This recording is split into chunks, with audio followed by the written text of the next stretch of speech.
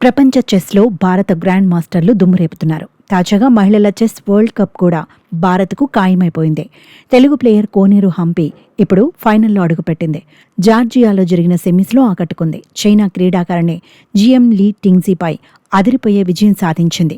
5-3తో సత్తా చాటింది. నిజానికి 2 క్లాసిక్ గేమ్లో 1-1తో సమ్మయ్యాయి.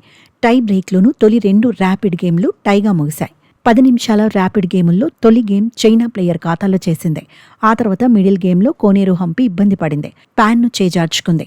రెండో గేమ్లో తీవ్రమైన ఒత్తిడిని ఎదుర్కొంది. కానీ హంపి మాత్రం ఆత్మవిశ్వాసం కోల్పోలేదు.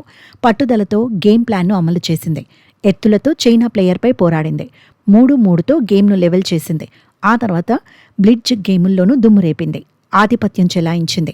ప్రత్యర్థిని డిఫెన్స్లో పడేసింది. తెల్లపావులతో ఫస్ట్ గేమ్లో ఆడి పై చేయి సాధించింది. లీ టింగ్జీని కంగు తినిపించింది. ఆ తర్వాత రెండో గేమ్లో టింగ్జీని చిత్తు చేసింది. టైటిల్ పోర్లో బెర్త్ను సొంతం చేసుకుంది. ఫైనల్లో 19 ఏళ్ల సంచలనం దివ్యా దేశ్ముఖ్తో తలపడనుంది. టైటిల్ పోరు శనివారం జరగబోతోంది. నిజానికి ఈ ఈవెంట్లో దివ్యా దేశ్ముఖ్ కూడా అదరోహం అనిపిస్తోంది. ప్రతిష్టాత్మక టోర్నీలో ఫైనల్కు చేరిన తొలి భారత క్రీడాకారిణిగా రికార్డుల్లో చేరింది. ప్రపంచ మాజీ ఛాంపియన్ టోన్ జోంగీతో పోర్లో దివ్య మెస్మరైజ్ చేసింది. సెమీస్లో తొలి గేమ్ను డ్రా చేసుకుంది. రెండో గేమ్లో తెల్ల పావులతో ఆడింది. చివరికి 1.5, 0.5 పాయింట్ల తేడాతో విక్టరీ కొట్టింది. 2026లో జరిగే క్యాండిడేట్స్ టోర్నీకి కూడా దివ్య అర్హత సాధించింది.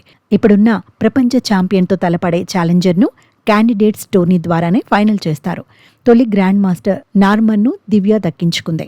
మహిళల చెస్ వరల్డ్ కప్ ఫైనల్లో కోనేరు హంపితో తలపడబోతోంది. అయితే ఇప్పుడు ఇండియా వర్సెస్ ఇండియాగా ఫైట్ మారింది. ఎవరు గెలిచినా భారత్ ఖాతాలో టైటిల్ చేరుతుంది. దీంతో శనివారం జరిగే ఫైనల్ పోరుపై అందరి చూపు పడబోతోంది. కెరియర్లో కోనేరు హంపి ఎన్నో మైలురాళ్లను అందుకుంది.